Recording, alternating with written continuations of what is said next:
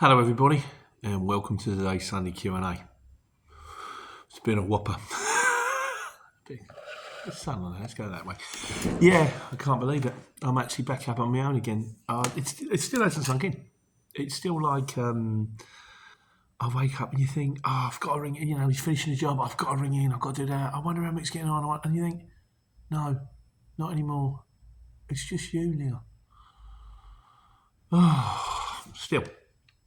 Anyway, before we go on, thank you very much for all your well wishes. I won't read them all out. There were tons, which is great. I mean, thanks, guys. I really appreciate that, and ladies, of course.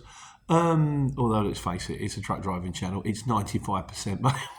If you look at it, it's 95% male between 25 and sort of like 65.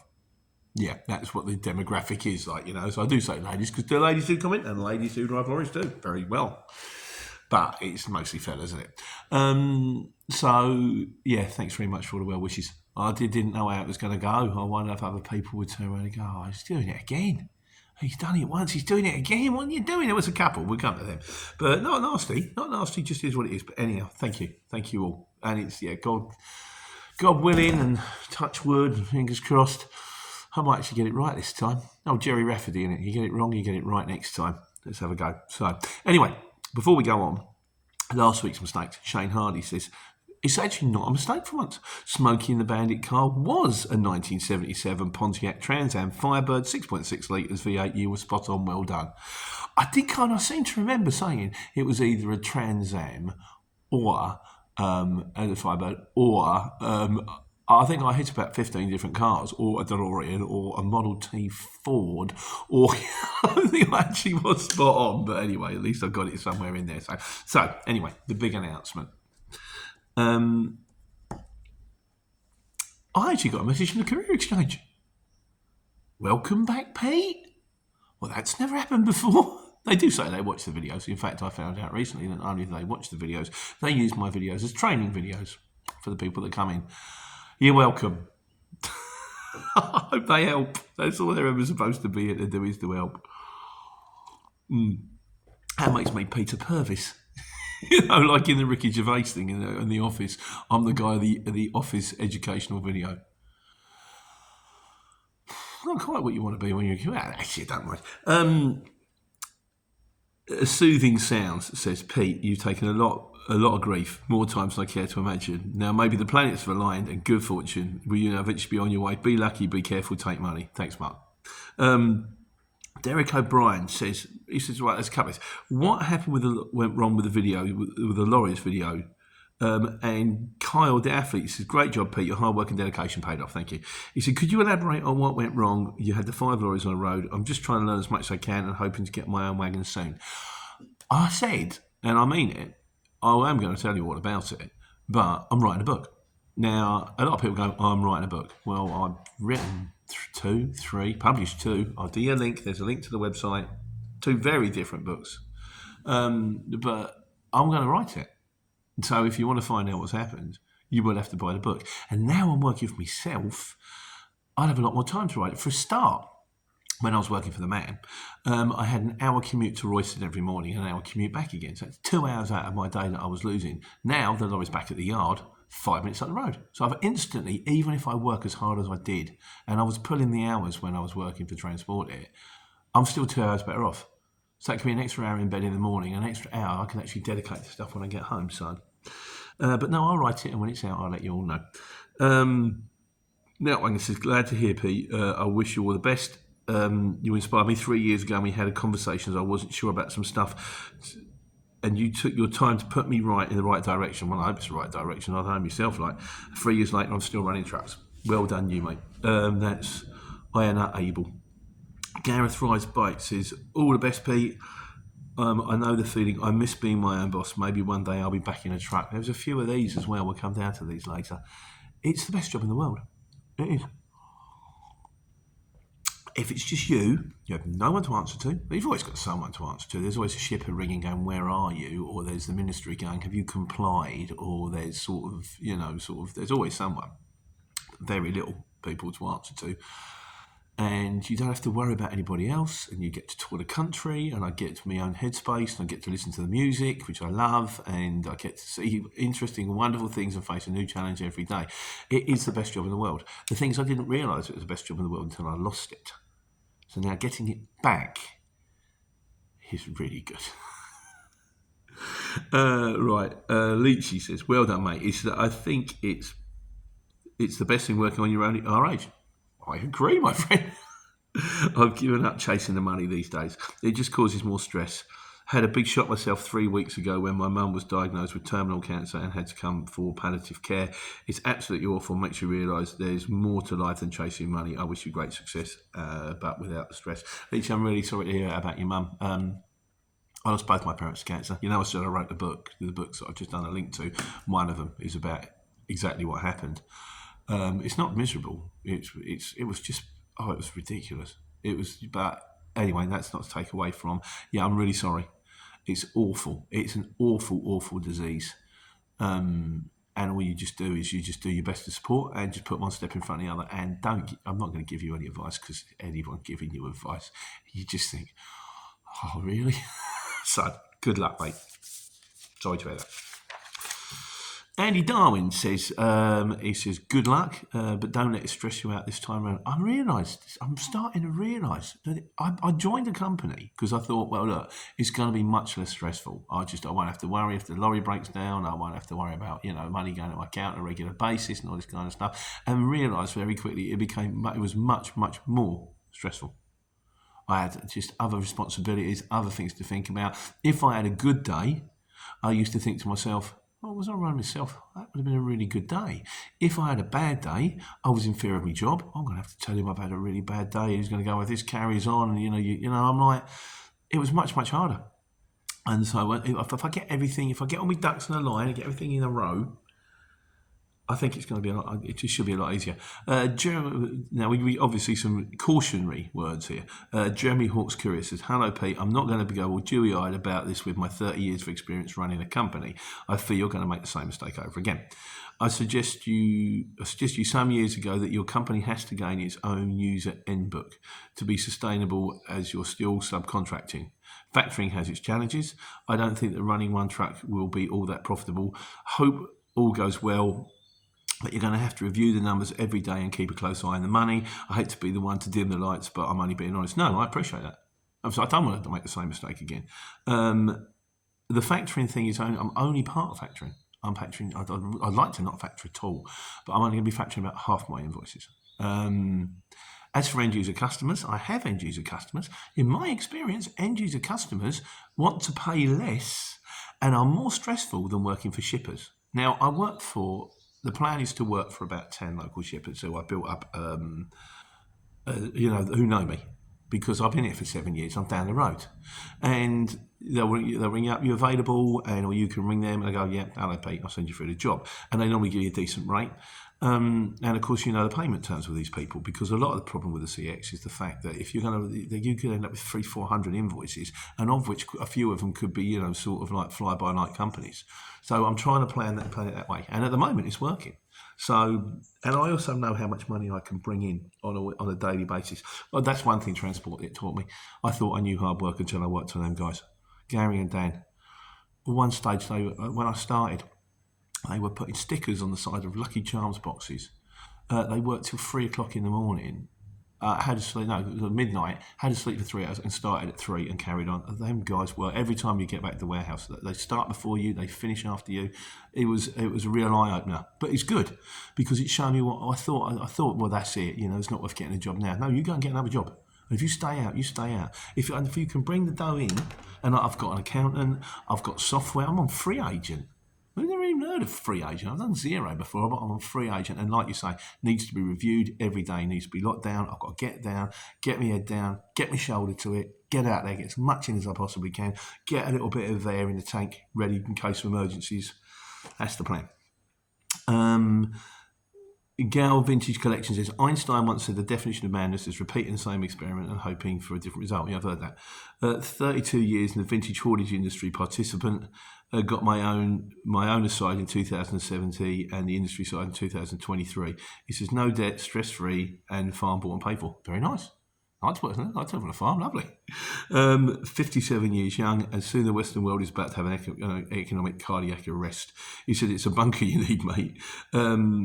He said, basically what he's saying is he's got a big warehouse and he's in anticipation for a boom in 2032.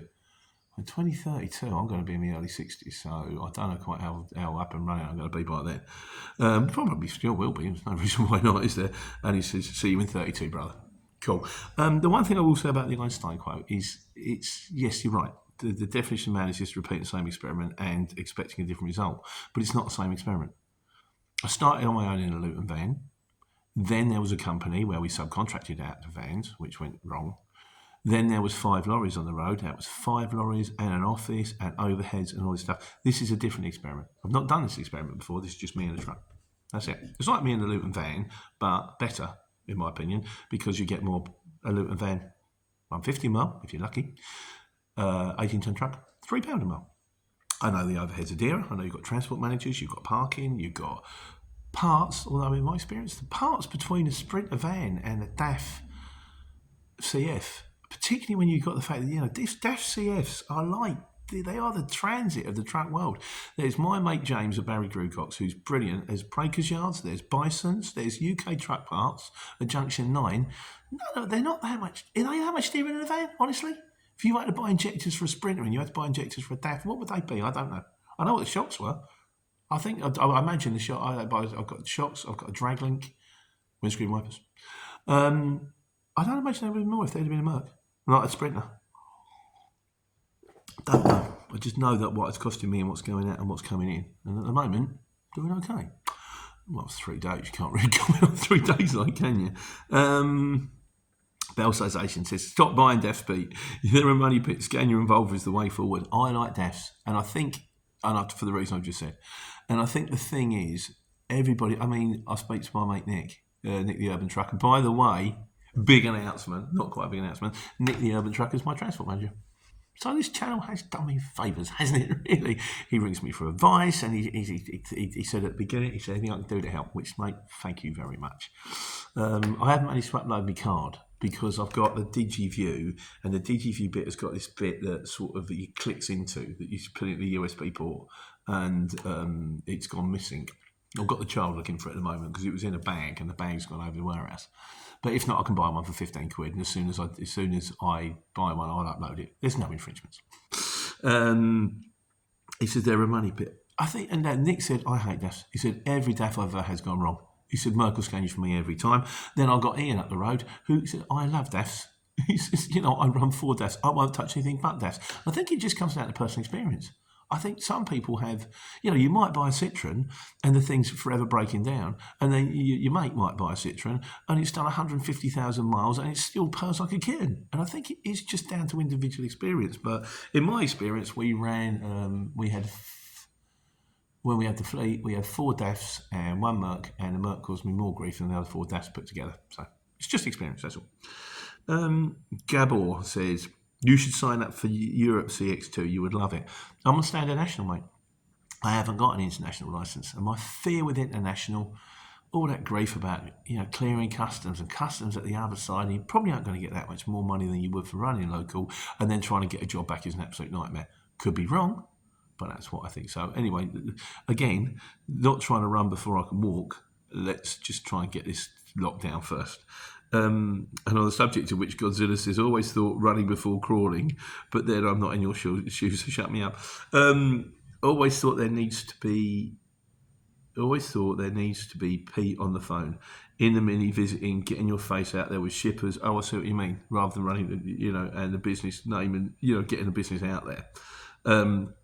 Meanwhile, Lisa in charge of the day-to-day keeping your trucks and invoices rolling in, it could work. Never really got a grasp why you didn't get bigger. You are the easier, the bigger you are, the easier it is to fall, so I expect. Apparently so, yes. like yourself, I miss being on the road. Every day, difference, seasons changing, the surprise being sent somewhere different. One day Formula One factory, the next a chicken farm, seaside mountains, where my office and 99.9% of all the work done was something approached with a smile on my face. Didn't find that in a truck though. Guess we're different. Another page turns. Fingers crossed it's an easy read. I like that. So, mate, we'll just have to see. Well, I mean, there will be plenty of videos, trust me, you can watch this place. Kev360 says, yeah, and then we're on to this mob. I should have known it was coming. Kim Warburton says, that's fantastic news, Pete. I'm really pleased. Oh, no, sorry. Kev says, great news, good luck. P.S. Your flag's upside down.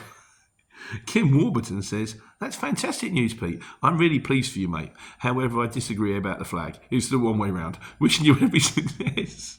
And Rock God, I'm seeing Bruce Hill out there, mate, says, Pete, your flag's upside down and back to front. Trust me. Good luck with the new venture. It's not. I Googled it. It needs the white bit in the top right-hand corner. And this flag's a good one. I spent 20 odd quid on it. It's like proper sewn. So it has a back and a front, and the back is there. And I took it out, and then that bit's got to go on the left line. And if it's upside down, it's not upside down. It's not. It's the right way round. It took me 2 goes to mount it. I mounted it right at the top and then pulled it down. No, that's too high. And I pulled it. And if you check, you'll notice that the red band across the middle of the flag is level with the band that goes around the top of the truck, which is where if you put a second bunk in, it would be there. So it's all matched up properly. It took me a while to get it up properly. Got screws in and yeah, it's not upside down. It's not. Shane Hardy says, well done, Pete. Hopefully it works out this time round. Perseverance is the answer. As my mate Dave the Chris said, perseverance is the only thing that failure cannot cope with. That stuck with me, that has. And on the subject of Dave the Crisps, who gets the last of the comments this week, he said, did you get the use of the swivel chair in future negotiations?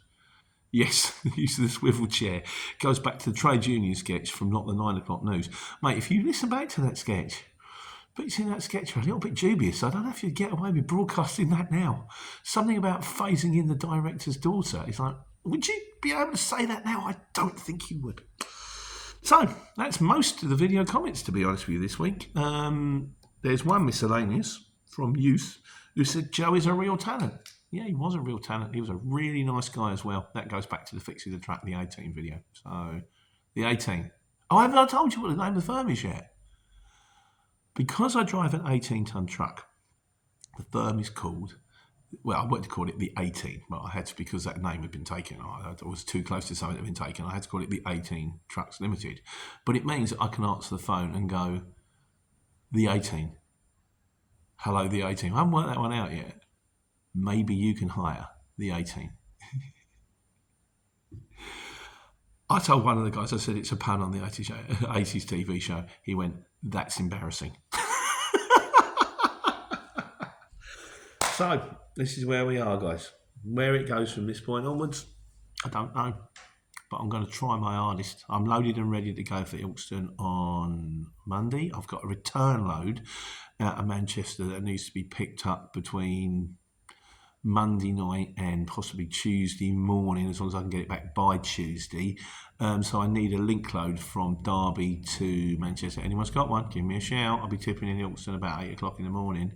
I might get home, I might not. If not, I've got a nice big space cab to sleep in, and I'm going to get out there. Oh yeah, and before we go, yeah, I'm going to get out there, and I'm going to take care, and I'm going to take money. And Dale Steele, Mark and Lard, biggity biggity bong. I miss Mark and Lard. Cheers, guys.